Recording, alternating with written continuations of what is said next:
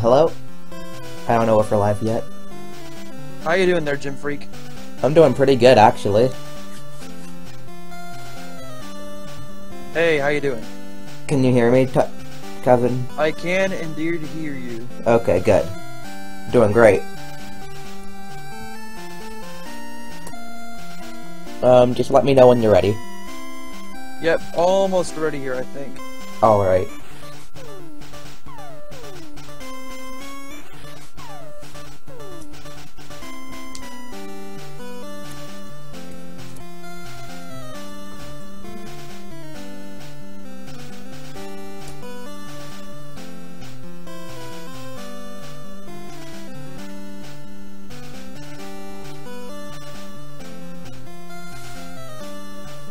Alright, Jim, feel free to start your run whenever you're ready. Alright, so before the run even starts, I have to focus pretty much right away, because I'm going to be doing something called trainer ID manipulation, and so I'm going to hard reset, which resets the RNG, and then I'm going to be doing specific inputs before I hit new game, which will give me a specific TID, which I will need for later glitches in the game. So I'm actually going to be real quiet right here for about 36 seconds, and then I'm just going to say go when the time starts. So let's go. Sounds good.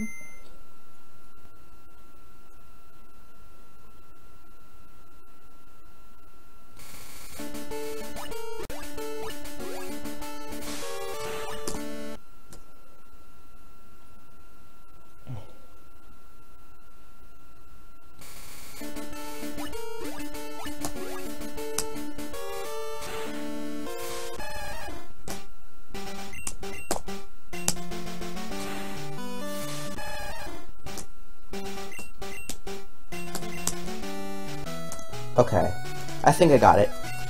So, welcome this- oh, go, sorry. I didn't say go. That's fine. Doesn't matter that much. This is reverse badge, acquisition, or order, whatever name you prefer.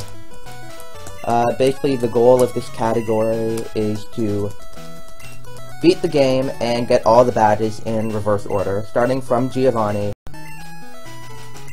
and going to Brock. So the first thing I'm going to do once I start up the game is I'm going to set my options. Pretty standard options. Fast text speed, battle animations off. Come on, there we go. And battle style to set. That's pretty much the options you do for any Pokemon speedrun to go fast. And when we get into Oak's Lab, I'm going to be picking Bulbasaur. Again, we need Bulbasaur for glitches. A lot of random things we're going to be doing in this category that seem odd at first is generally explained by glitches, such as me naming my character and rival very strange names. That's glitches. Isn't it faster to set your option before the run starts? It would be. However, since we're doing trainer ID manipulation, that's kind of difficult.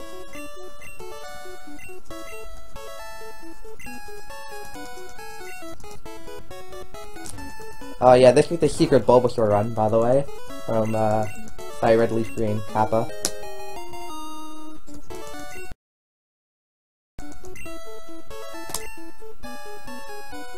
So I'm just gonna check that I actually got the TID. So hopefully I did. I might have to restart if I didn't, but I'm pretty consistent. Yep, I got it.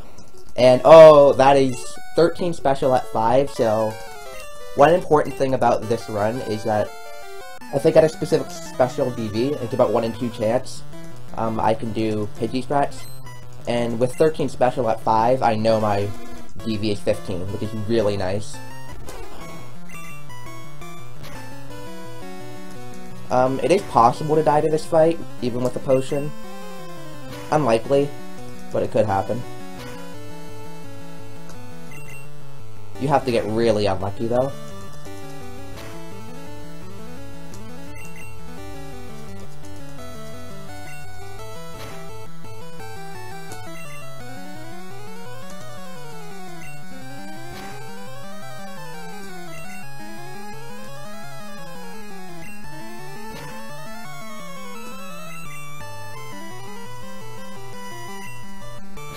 Okay, and that's a really good fight.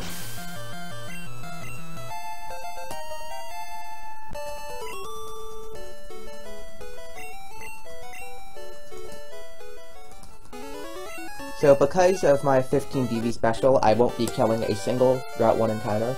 On some strategies, you will kill some Route 1 encounters for experience. But since I will be getting 16 special at level 7, which is the special I need to do the glitch, I won't need to kill anything.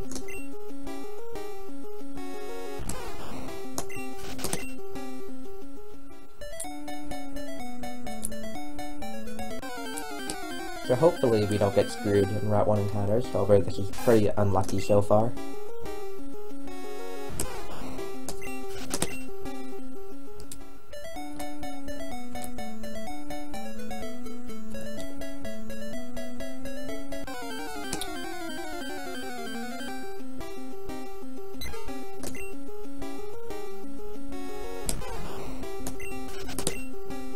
So we're just going through the story right now, nothing really special is happening. We're gonna get Oak's parcel, go back to the lab, and then go back up to Verdian.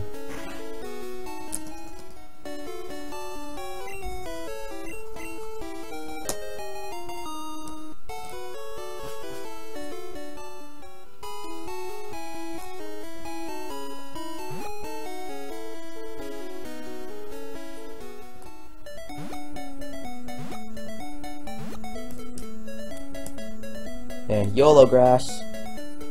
Damn. So, that's something called YOLO grass. It saves about 4 seconds to go through, rather than going around, however you risk getting an encounter. Normally in runs, if you need to kill an encounter, you would go through YOLO grass, and if you don't, you go around, but I decided to get to risk it, because why not?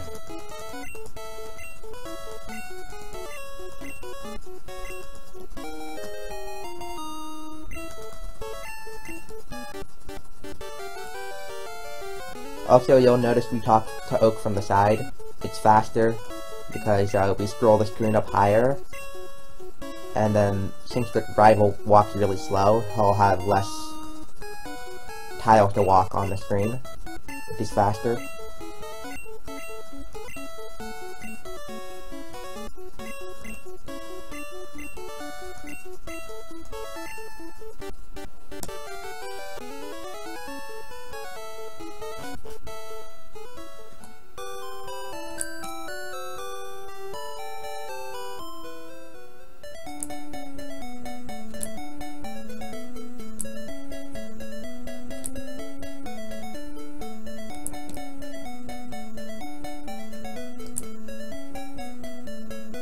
So, now what I'm going to do is I'm going to buy some Pokeballs here, and then I'm going to be doing my first, well, technically not my first manipulation, but my first mid-run manipulation. I will be manipulating a Pidgey, level 4 Pidgey I believe, with 17 HP, which is another thing I need for the glitch later on.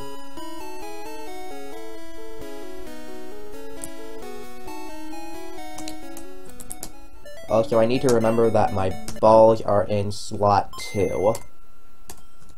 So hopefully I do that.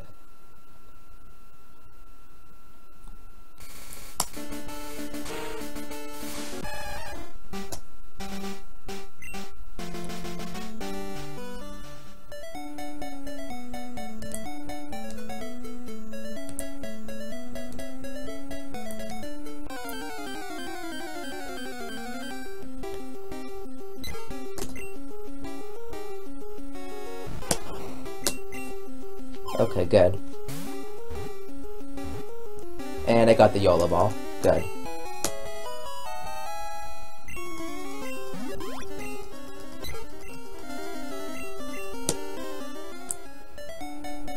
Yeah, I'll talk about slots a lot. So in my menu, items are listed in order of, like, when I got them.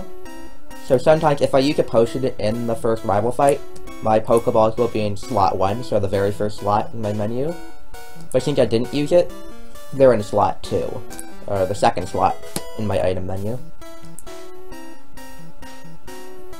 So now we're just going through the forest. I'm going to be walking on some very specific tiles in the forest. Some of these tiles don't generate encounters, so I'm taking a path that will hopefully not get very many encounters.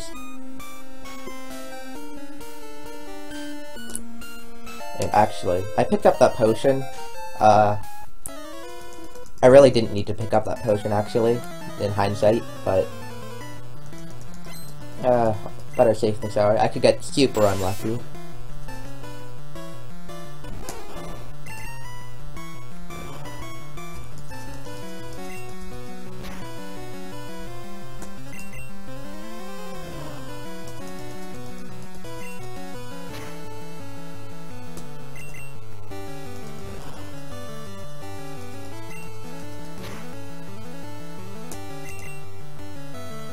And not getting very lucky on this fight. You want to see Strength Shot, you don't want to see Poison Sting. That's pretty much how it goes.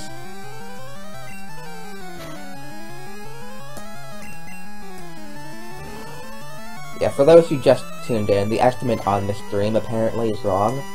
The estimate for this run should be 35 minutes.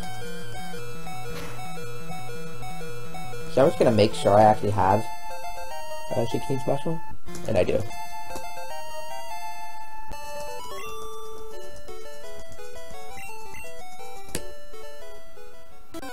And encounter. Dang. That's okay.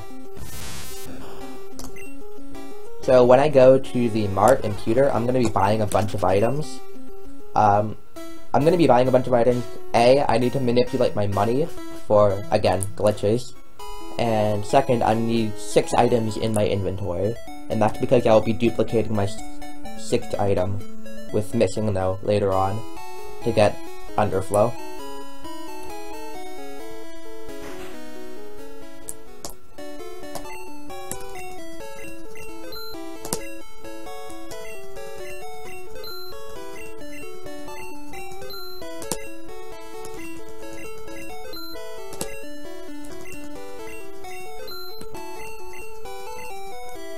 And now we're going to be doing something called Brock Skip. So basically, I put my cursor over save. After the text right here, I just hit start, save, and reset right here. And this will allow me to get into Route 3 early. And then because of my 16 special Bulbasaur, plus my 17 HP Pidgey, if I talk to this guy from the right, I will be able to take control of my character. And kind of the reason that happens is because you're not supposed to be able to talk to that guy from the right. So when you talk to that guy from the right, the game is searching for your location or where you are so that it can move you. And basically, some of the data it's run through is your Pokemon menu, and the 16 special Bulbasaur and the Pidgey point the game to where you are.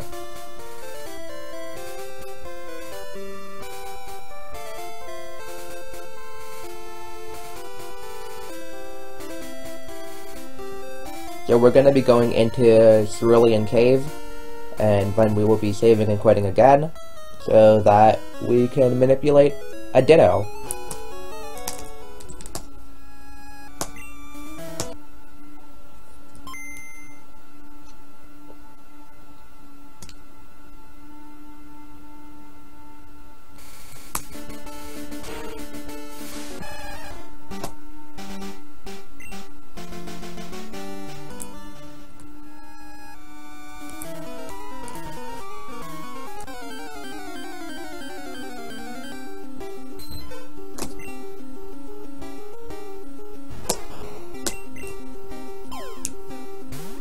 Got it. Awesome.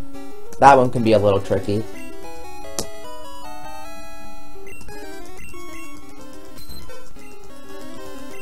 Oh man, can you hear the vacuum in the background? Oh, it's gonna be great. Okay. So now I'm gonna be doing something called the Cool Trainer glitch. I don't fully understand it myself, but basically what I'm gonna be doing is I will be using Transform. And then I will be swapping the first and second move after transforming. But I need to actually get a Pokemon with 2 moves. and that will confuse the game and think Ditto has no move in its first slot, and then I can start corrupting stuff, basically. If I can get a Rattata. Okay, I need one. Yeah, I slam my keyboard very hard when I play this game. There we go.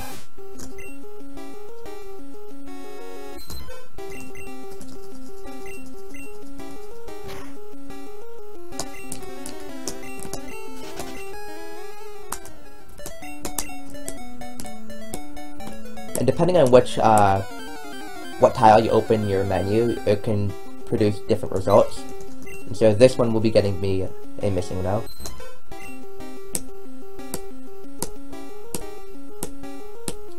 And you might be seeing some backup strats depending on if I actually get this in the first ball or not. If I don't get this in first ball, I waste about a minute and a half. And I got it.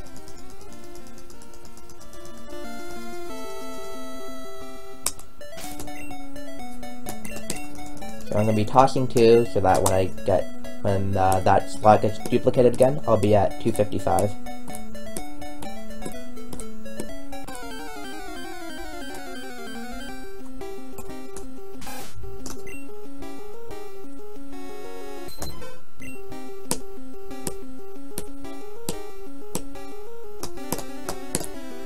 It's also random how long it takes for the actually distort. Come on. I have a backup if I get down to 1 ball. Hopefully it won't get to that though.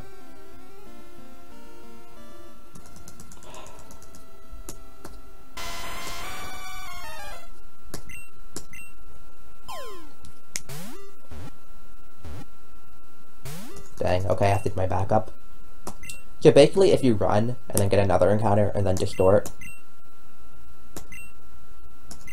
basically, it's guaranteed to get in the ball.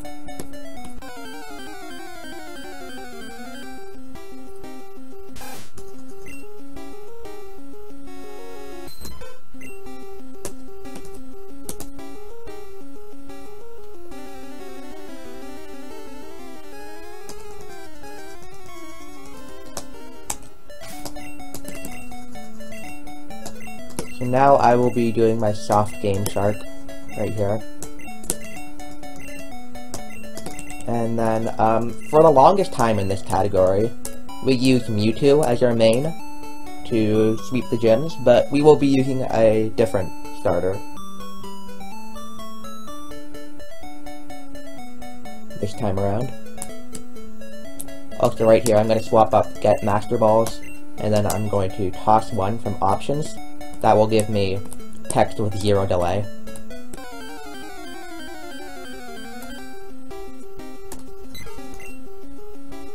So 1 more distort.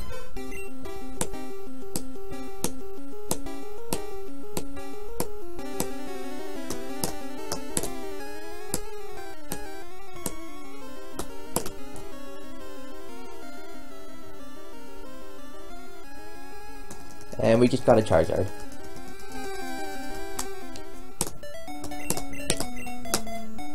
Oops. 2, 3, 4, 5, 6. So during these menus, I'm gonna have to focus, so I probably won't be talking very much, but pretty much now you can swap items around, and that basically affects different memory addresses in the game, and will allow me to do various things, such as warp to different locations. It can affect. I can affect the items I get based on my money. Toss 19, yep. So you'll see right here, I just swapped around a few items. And now I'm at Giovanni. So basically what Underflow does is that the game thinks you have 255 items. However, in the game's memory, it should only have 20 slots. So we'll start going into different addresses in the game. So some of that is affected by your money, some of it is affected by your rival name, Some of it is affected by your trainer ID. So we have access to a lot of different things that we can abuse.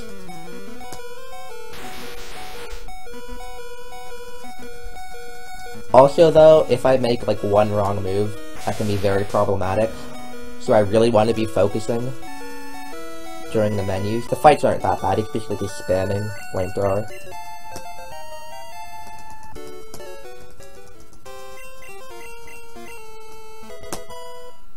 But these menus are a bit scary, so I want to focus.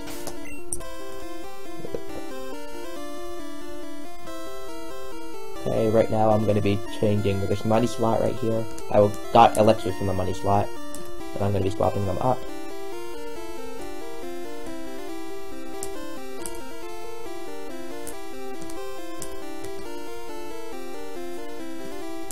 I'm taking these menus a little slow too, just so I don't screw up. Okay, go down and up. Where are you?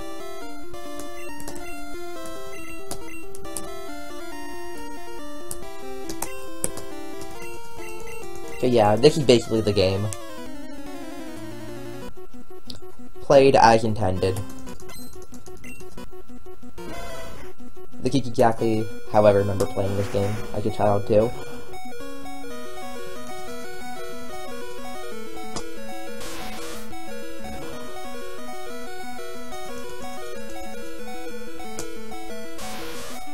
We're using Flamethrower because Flamethrower is a shake move. Even with animations off, there are two kinds of moves. There's shake moves and flash moves. I use Slash right there, because Arcanine won't die to Flamethrower. And you saw that it kind of did this little flashing animation. A flash move is about 0.9 seconds slower. So over the course of the run, it saves several seconds using Flamethrower over Slash.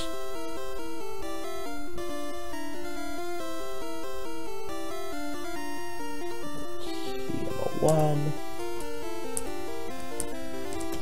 15.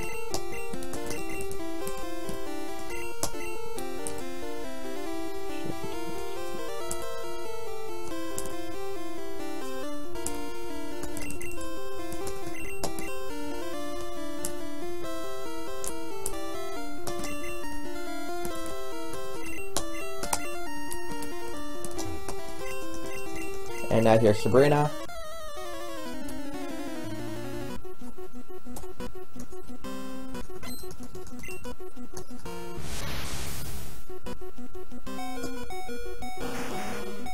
As you can see, the reason we needed that elixir, well, those elixirs, is because we're gonna run out of flamethrowers at some point.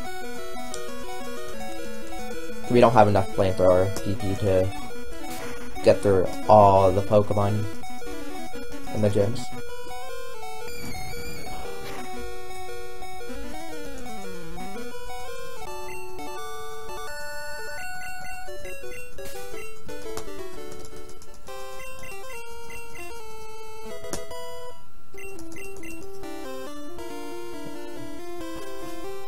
And right here, what we're going to do is deposit all of our Pokemon except Charizard into the PC.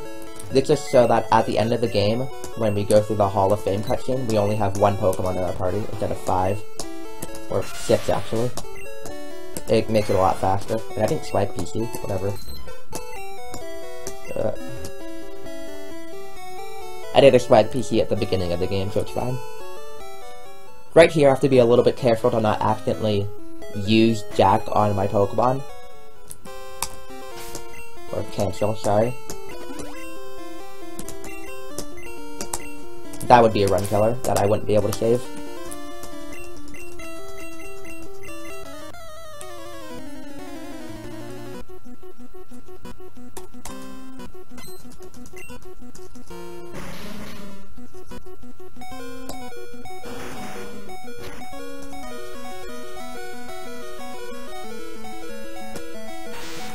Yeah, I'm pretty sure I'm actually using, like, slightly outdated strats right now.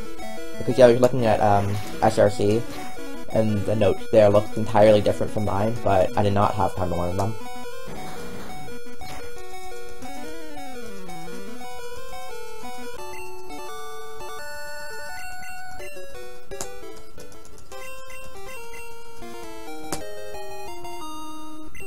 So, to my understanding, the cancel is actually some sort of healing, like kind of like a potion or whatever.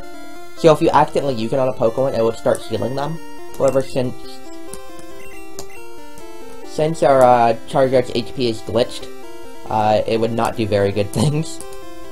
But whoops. There we go. To J.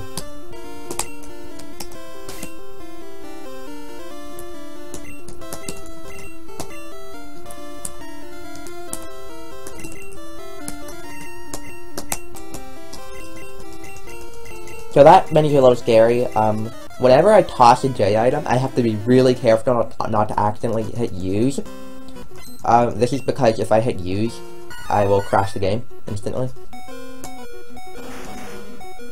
Also, right above those antidotes that I tossed is something called a click item. And basically a click item is every time you, like, if it's on screen, you have to, like, press A or B multiple times for your cursor to actually scroll, and it wastes a lot of time. So I have to be a bit careful right there.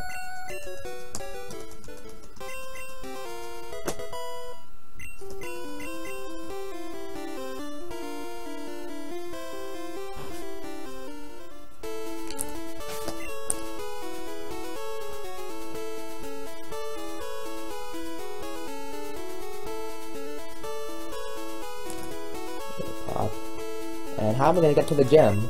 Oh, apparently I just have a surfboard. Okay.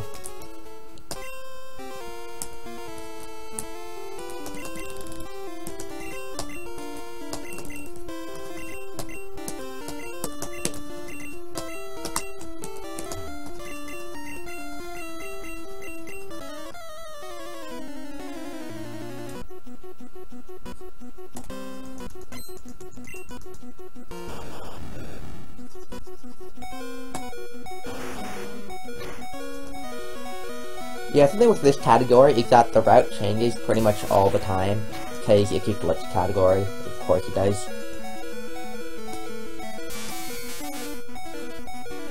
So, like, even right now, these strats are maybe, like, less than a month old, and they're still outdated at this point.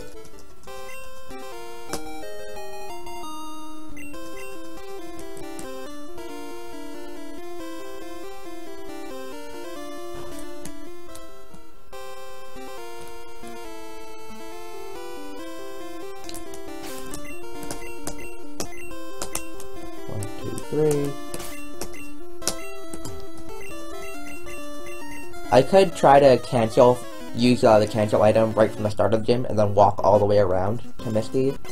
I haven't really practiced that though, so I don't want to risk accidentally getting stuck.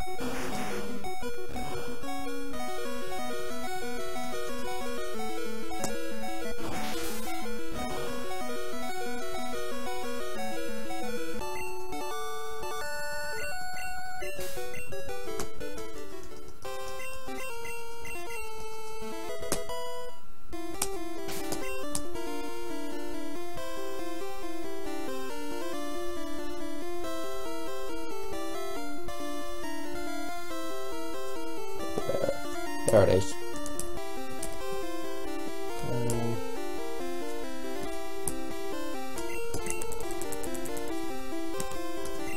If I'm to be completely honest, even I don't understand a lot of things that, like, we do in this category. We can give big shoutouts to, people like Lucky Typhlosion, oh god, no, don't do that. Springflow, Gifx for routing a lot of this stuff. They have a very good understanding of underflow, unlike me. But even if you don't understand exactly what's going on, it's still very fun to play this game. Because, so much of this category is, menu execution, which is something that's often very overlooked in Pokemon speedrunning. And we can speak the last gym leader.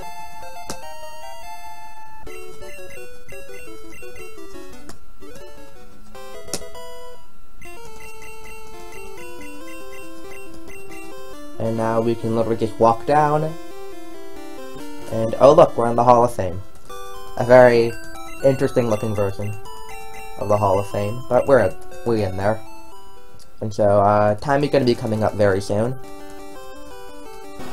So we just have to get through this little cutscene. Oh yeah, Crazy Dan also. He's put a lot of work into this category. Big shout out to him. And that is time. So yeah, this category is a little crazy, but it's a very fun category. And I really want to see more runners for this category, because it's a little bit dead right now. So I really hope that other people pick up this category and we get a little bit more competition. So, other than that, I don't really have much to say. I'll probably be sticking around in chat for a little bit, but to answer any sort of questions. But other than that, thanks for having me, PSR Marathon.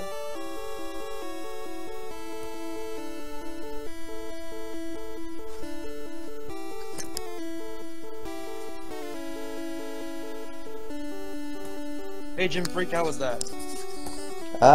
Run went pretty good actually. No major mistakes. Plus 121. 6 minutes under estimate looks pretty good, you know? Yeah. A lot of things could have gone wrong, but pretty much nothing really did go wrong. Alright, well, thanks for running. Let's see if we've got our next runner coming up. We got Deathline coming up next. Let's see if we can get him in the call.